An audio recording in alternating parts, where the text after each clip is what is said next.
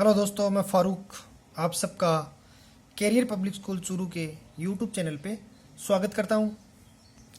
दोस्तों, हमारा LCM HCF का टॉपिक बीच में था, तो आज हम इसको कंप्लीट करने जा रहे हैं। एलसीएम एचसीएफ का पार्ट 3 हम आज पढ़ेंगे। दोस्तों, अब तक जिन स्टूडेंट्स ने मेरा चैनल सब्सक्राइब नहीं किया वो चैनल को सब्सक्राइब कर ले और बेल आइकन को प्रेस कर ले। दोस्तों, ये रहा हमारा आज का first question. If the four bells rings at the interval of 8, 10, 12 and 16 minutes, if they ring simultaneously at morning 9 a.m., then in which time they ring simultaneously again? दोस्तों, क्वेश्चन में दिया गया है 4 बेल्स है, वो सुबह मॉर्निंग के time पे 8, 10 और 12 एंड 16 मिनट के बाद एक साथ बजती है। यानी वो बजने का टाइम है, एक बेल 8 मिनट बाद बज रही है, दूसरी बेल 10 मिनट बाद बजती है, तीसरी 12 मिनट और फोर्थ 16 मिनट बाद के बाद बजती है। यदि चारों बेल सुबह एक साथ 9 बजे बजती है तो हमारा क्वेश्चन ये है कि फिर दोबारा नेक्स्ट टाइम पे चारों बेल एक साथ कब बजेगी। तो दोस्तों, जब भी इस टाइप का कोई एक साथ बजने का या फिर एक साथ दौड़ने का इस टाइप के कोई क्वेश्चन आए तो उसमें जो नंबर्स दे रखे हैं उनका हमें एलसीएम निकालना होता है। तो हम इसके सॉल्यूशन करने जा रहे हैं। तो 8, 10, 12 एंड 16 इसका एलसीएम निकालना है। 2 से कैंसिल हो रहा है 4, 5, 6, 8, फिर दोबारा 2 से कैंसिल 4, 5, 3, 4, 1, 5, 3, 2, 1, 5, 3, 1, फिर 3 से कैंसिल हो 1, 5, 1, 1, फिर 5, 1, 1, 1, 1। तो दोस्तों, इसका एलसीएम आएगा 2 × 2 × 2 × 2 × 3 × 5। 2 2 जा 4, 4 2 जा 8, 8 2 जा 16, 16 3 जा 48, 48 × 5 ये हमारा है 240। ये दोस्तों हमारे पास क्वेश्चन था मिनट में, तो हमारा ये एलसीएम आ गया 240 मिनट। तो यानी 240 मिनट के बाद वो बेल से एक साथ दोबारा बजेगी। 240 मिनट का मतलब 60 मिनट में 1 आवर होता है। 60 मिनट में 1 आवर होता है, तो 120 मिनट में 2 आवर, फिर 180 मिनट में 3 आवर और 240 मिनट में 4 आवर हो गए। तो यानी वो बेल्स कितने 4 आवर के बाद एक साथ वापस बजेगी। अब सुबह वो बेल कितने बजे बज रही थी? 9 बजे बज रही थी। अब 4 घंटे बाद वापस बजेगी, तो 9 + 4 13 o'clock पे वो बेल्स वापस एक साथ बजेगी। यानी 1 o'clock पे दोपहर के 1 बजे वो बेल्स वापस एक साथ बजेगी। तो दोस्तों, उम्मीद करता हूँ ये क्वेश्चन आपको समझ में आया होगा। जब भी इस टाइप का कोई क्वेश्चन हो तो एलसीएम निकालना है। ऐसा एक क्वेश्चन मैं आपको और करवाता हूँ। हमारा नेक्स्ट क्वेश्चन है दोस्तों, A, B and C starts running from a point. A, B और सी तीनों एक पॉइंट से दौड़ना स्टार्ट करते हैं एट 11 किलोमीटर लॉन्ग ट्रैक। यानी 11 किलोमीटर का ये लॉन्ग ट्रैक है, उस पर ए, बी, सी और दौड़ना स्टार्ट करते हैं। If their speed is 4 kilometre per hour, A की स्पीड है 4 किलोमीटर पर आवर, बी की स्पीड है 5.5 किलोमीटर पर आवर एंड सी की स्पीड है 8 kilometre per hour, then how much times later they meet at same point. तो कितने time के बाद तीनों वापस उसी सेम पॉइंट पे मिलेंगे, ये हमारा क्वेश्चन है। ए 4 किलोमीटर पर आवर से दौड़ रहा है, बी 5.5 किलोमीटर पर आवर से दौड़ रहा है और सी 8 किलोमीटर पर आवर से दौड़ रहा है। तो हमारा क्वेश्चन है कि वापस कितने टाइम बाद मिलेंगे। तो दोस्तों, मैंने पहले भी बताया था, एक साथ बेल्स का बजना, एक साथ दौड़ना, इन टाइप के क्वेश्चंस में एलसीएम निकालना होता है। तो हम इस क्वेश्चन को सोल्व करने जा रहे हैं। दोस्तों, यहाँ एक बात ध्यान में रखनी है, हमें हाउ मच टाइम्स पूछा, यानी कितने टाइम्स के बाद हमें वो तीनों एक साथ मिलेंगे। तो दोस्तों, ये भी ध्यान रखना होगा, एलसीएम निकालेंगे वो टाइम्स का निकालेंगे तभी तो हम कर पाएंगे। जैसे पिछले क्वेश्चंस में यहाँ ये 8 मिनट, 10 मिनट, 12 मिनट, 16 मिनट, हमने मिनट का एलसीएम निकाल लिया, टाइम का एलसीएम निकाल लिया, तो हमारा आंसर आ गया मिनट में आया, टाइम में आया। तो यही बात है इसमें। यहाँ हमारे पास ये 4 kilometre per our, 5.5 kilometre, 8 kilometre पर, ये हमारे पास स्पीड है। हम स्पीड का एलसीएम नहीं निकाल सकते। अगर स्पीड का एलसीएम निकालेंगे तो हमारे पास एलसीएम आएगा वो स्पीड का आएगा, लेकिन हमें क्या चाहिए? हमें चाहिए टाइम आंसर में। तो इसलिए पहले इन स्पीड्स को टाइम्स में चेंज करना पड़ेगा। तो टाइम का फॉर्मूला क्या होता है? टाइम का फॉर्मूला होता है डिस्टेंस अपॉन स्पीड। इस फॉर्मूले को ध्यान में रखते हुए हम क्वेश्चन करेंगे। सबसे पहले मैं ए के लिए टाइम निकाल रहा हूँ, A time distance upon speed. A की डिस्टेंस, सभी को 11 किलोमीटर का ट्रैक पे रनिंग करना है। डिस्टेंस अपॉन स्पीड कितनी है, ए की स्पीड है 4 किलोमीटर पर आवर। ये दोस्तों हमारे पास मिनट में आ गया। बी के लिए टाइम क्या होगा, डिस्टेंस अपॉन टाइम, वही formula, distance upon speed. B की डिस्टेंस बी की 11, टाइम कितना है बी के लिए, सॉरी स्पीड कितनी है, बी की स्पीड है 5.5 किलोमीटर पर आवर। सी के लिए टाइम क्या है, सी का टाइम है distance upon speed, distance 11, speed कितनी है इसकी है 8 किलोमीटर पर आवर। दोस्तों ये 11 ए का हो गया, ए बी सी में तीनों के लिख रहा हूँ, ये टाइम चल रहा है तीनों का। ये 11/4 ए के लिए। बी का टाइम है 11/5.5, 5.5 को 2 से मल्टीप्लाई करते तो 11 आता है, यानी 2/5.5 से कैंसिल हो गया, 2/1 आ गया। सी की स्पीड आ गई 11/8। अब हमें निकालना है एलसीएम। मैंने आपको एलसीएम वाले चैप्टर में शुरू में सिखाया था, जब भी ये फ्रैक्शन बन गया 11/8, 2/1, 11/4, तो फ्रैक्शन का एलसीएम कैसे निकालते हैं, तो LCM of denominator, LCM of numerator upon HCF of denominator, HCF of denominator, ये इसका फॉर्मूला होता है। तो एलसीएम किस किस का निकालेंगे, एलसीएम निकालेंगे 11 2 11 ऊपर वाली न्यूमरेटर का, तो 2 से कैंसिल हो रहा है, 1 11 1 11, फिर 11 से 1 1 1, तो एलसीएम आ गया 22 इंटू 11 22।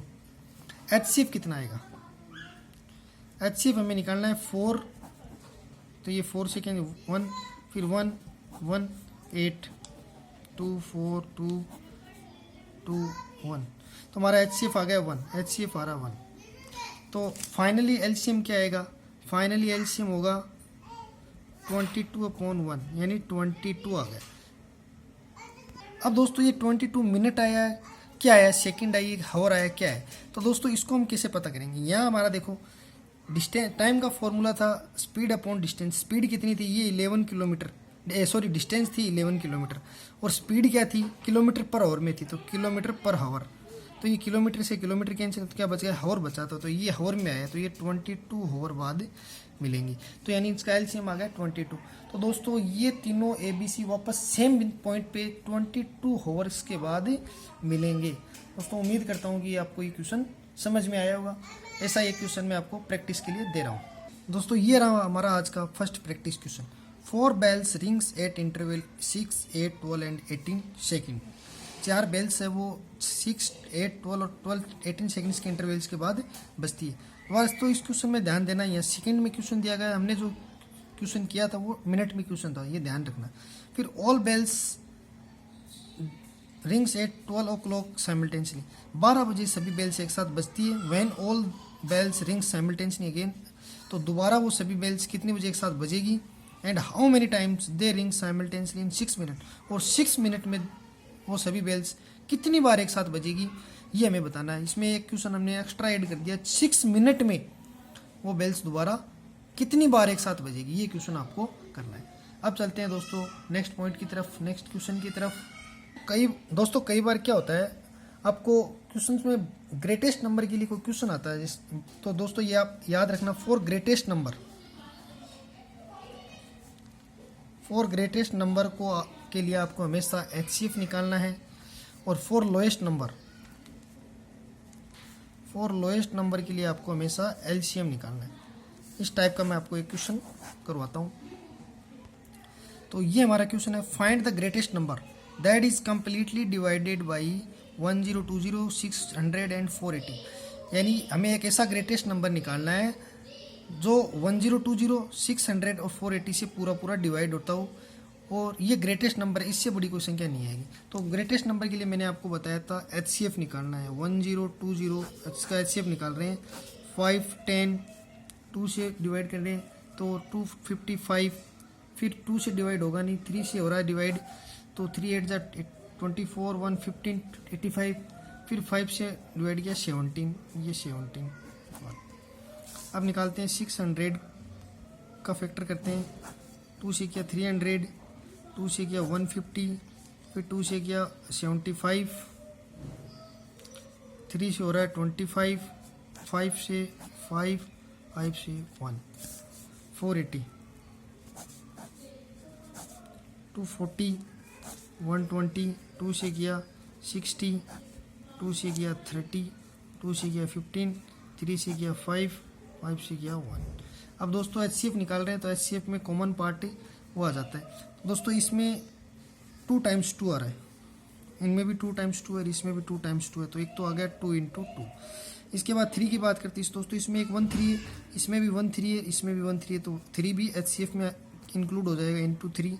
अब बात करते हैं 5 की, तो इसमें 5 है, इसमें भी 5 है, इसमें भी 5 है, ये 5 5 5 × 5।